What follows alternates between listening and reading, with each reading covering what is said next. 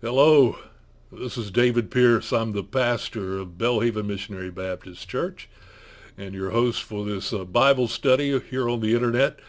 Uh, Belhaven Missionary Baptist Church is located in the town of Belhaven in coastal North Carolina, which is referred to as the Inner Banks. And a lot of people don't know where we're at. And during this internet time, a lot of people are interested in where this church is at. We'd like to say hey to you. I'd like to welcome you to our Bible study. It was originally intended when we put this on the church's Facebook page that our church people would be able to know where to access what they were used to receiving, which was a Sunday morning worship service and a midweek Bible study. And little do we know that it would also reach hundreds others who are also looking for Bible study. And we'd like to invite you to join us. We enjoy Bible study, and we look forward to a day when we can gather together, but we also know that this is a season that God has given us in the church for reaching beyond the walls of the church, which is supposed to be exactly what we're doing all along. It just took a pandemic to bring us to this creativity of looking for other outlets. We're in Psalm 42 tonight, a Bible study I've entitled Sit Down and Have a Conversation with God. All my life I have heard that if you talk to yourself, you're crazy. Well, I have good news. Good news for me. Talking to yourself is not crazy. It's actually good practice. It's an ancient approach to the idea of educating the soul, of mediating this conflict that's within us between our feelings and our logic and our past experience and the things that God has told us in the past and shown us. It's one way of sitting down and correcting some erroneous thinking. Hey, I like that.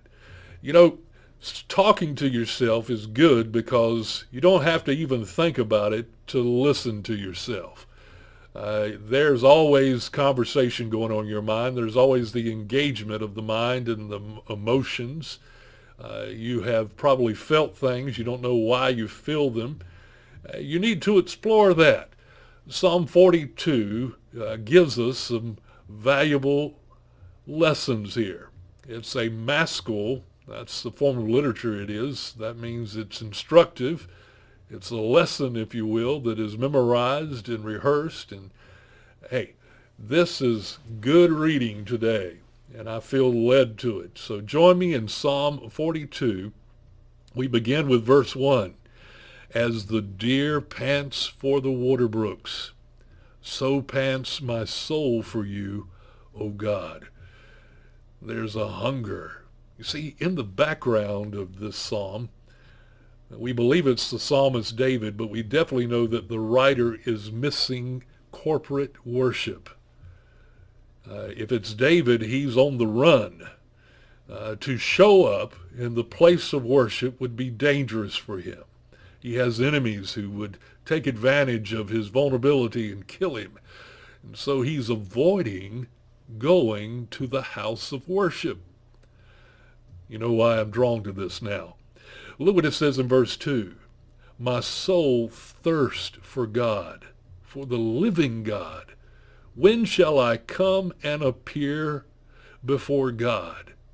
My tears have been my food day and night, while they continually say to me, where is your God?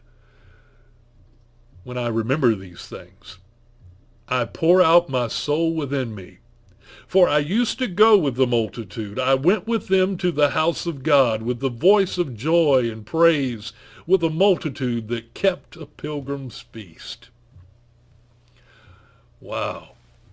The writer here says, there's a hunger inside of me. There's a truth inside of me of what I know, but I am detached from that celebration. I am immersed in a desert. I am disfellowshipped from where I need to be. The psalmist says, I hunger for it. I thirst for God, a living God. I thirst for corporate worship. He's recognizing that he's despondent and in despair, because look what he says in verse 5. Why are you cast down, O my soul? Why are you disquieted within me? Hope in God, for I shall yet praise him for the help of his countenance. The psalmist is having a conversation. He's not talking to the reader. He's not even talking to God. He's talking to himself. Now, modern psychology, which is not that old, by the way, goes through trends when things become popular, and there's something called cognitive behavioral therapy, talking to yourself, creating a different image of yourself, building your self-esteem.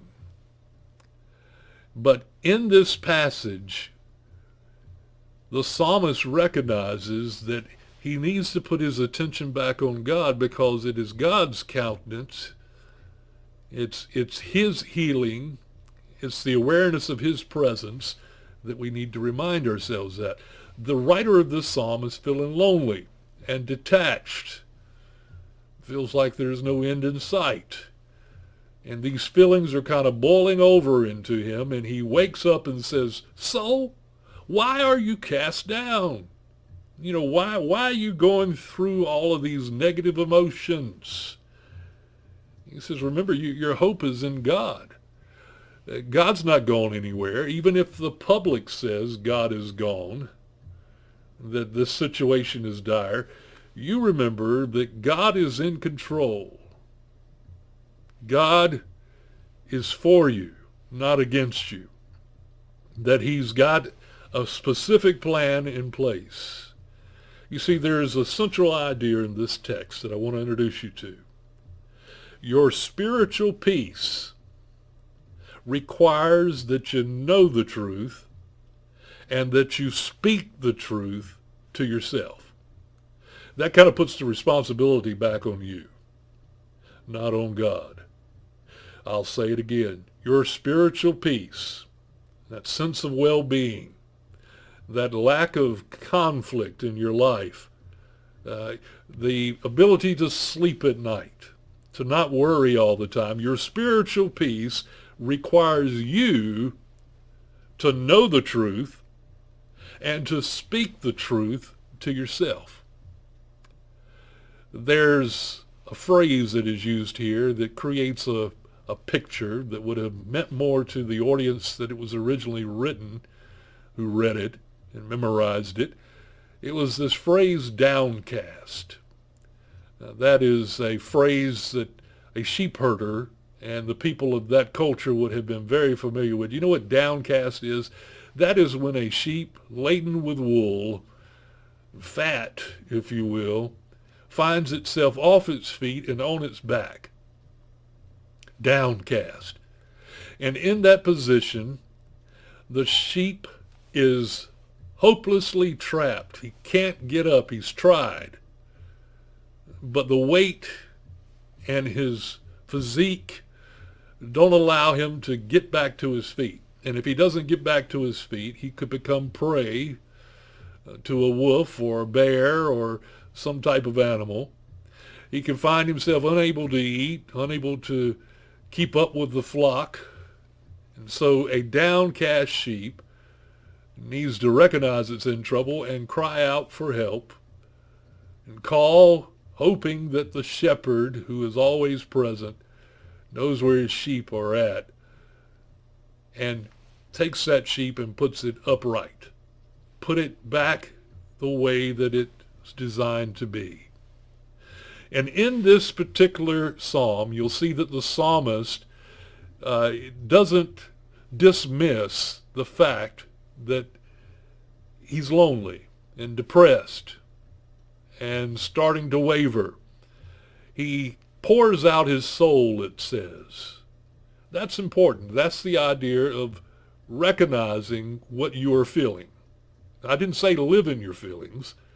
I didn't say leave your feelings unchallenged, but to recognize that you're human and that there is emotions that are present in your life that are trying to control your behavior and your view of things. You must recognize it. Dr. Martin Lloyd-Jones, a writer of the past and pulpiteer, said, your soul needs instruction. And so the first thing you have to do is recognize is that your soul needs instruction. You have to defy what the world says. Notice what he says, everybody's talking about, where is your God? You have to defy what the world says, and you even have to defy the wrong feelings that you have, the wrong beliefs that you have. If you leave them unchecked, they lead you down a path of being downcast. The psalmist catches himself, as the modern phrase goes, in his feelings, being influenced by people around him. You know, at that time they didn't have the news media, but maybe you can identify, caught himself consuming the news and all the commentary and feeling depressed, losing hope, getting angry, getting bitter. He catches himself and says, "Oh soul, why are you cast down? Why is your spirit within you disquieted?" Look with me at verse 6. "Oh my God, my soul is cast down within me. Therefore I will remember you from the land of the Jordan, from the heights of Hermon, from the hill Mizar. Deep calls unto deep at the noise of your waterfalls. All your waves and billows have gone over me. The Lord will command his loving kindness in the daytime, and in the night his song shall be with me, a prayer to the God of my life. I will say to God my rock, why have you forgotten me? Why do I go mourning because of the oppression of the enemy? As with the breaking of my bones, my enemies reproach me, while they say to me all day long, where is your God?" And then he repeats that phrase, if you will, the chorus. "Why are you cast down, O my soul? And why are you disquieted within me? Hope in God, for I shall yet praise him, the help of my countenance and my God." Wow. Peace doesn't come with just a change of surroundings, getting around from the wrong people, or moving, or getting a new job. You know, the problem that you're having right now is not going to be solved by the church just getting back together and meeting one particular Sunday. That will not solve all of your problems. You're going to have to realize your peace doesn't come with just a change of surrounding or a change of company. It comes with a reordering of your thoughts and your hopes. What is important to you? What is it that is wrong about the way that you are interpreting this situation? Your feelings are not the result of what's happening to you. Your feelings are what you tell yourself about what's been happening to you. That's the reason why you have to talk to yourself. You have to remind yourself God is in charge. This won't last forever. That God is trying to get you to reorder your priorities, try to get you to focus on him, to find out how to be satisfied with less and with less distractions. You know, Stoicism is that philosophy that you've often heard, just suck it up and deal with it. In other words, dismiss your feelings. That's not what this text says. We don't dismiss those feelings. We correct those feelings. We talk to our feelings. We talk to our wrong ideas. We reorder our lives. That's a responsibility that we have as Christians. God's not going to do it for us. Circumstances changing leaves us with the same problem unless we deal with our feelings. You know, self-sufficiency is the enemy. It's one of the things that happens during a crisis like what we're going. There will be some people say, Country boys will survive, and we pride ourselves in that. No, this is a time in which we sit ourselves down and remind ourselves of why we're here and who we serve. Remind ourselves that Jesus said these days would come.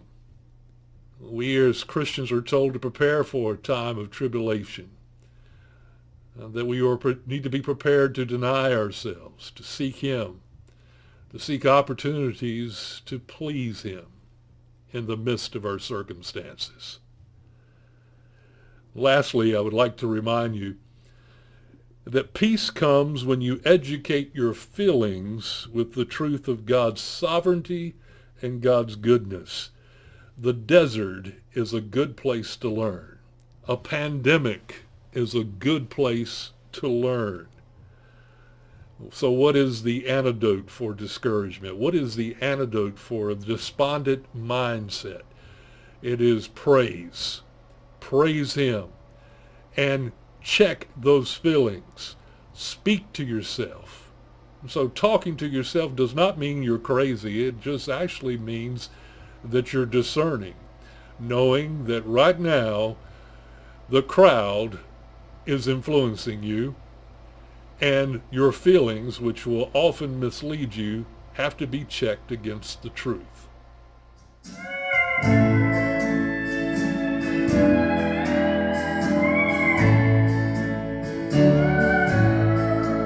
Once I stood in the night with my head bowed low in the darkness as black as could be,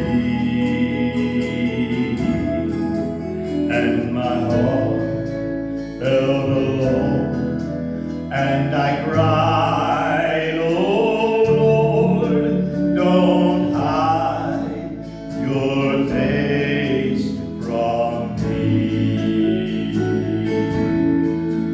Hold my hand all the way, every hour of every day, from here to the great unknown.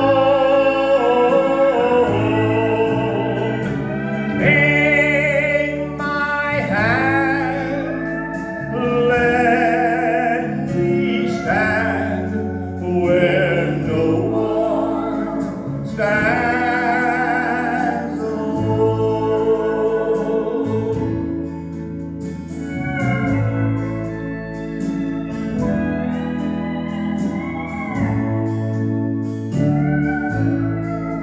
Like a king, I may live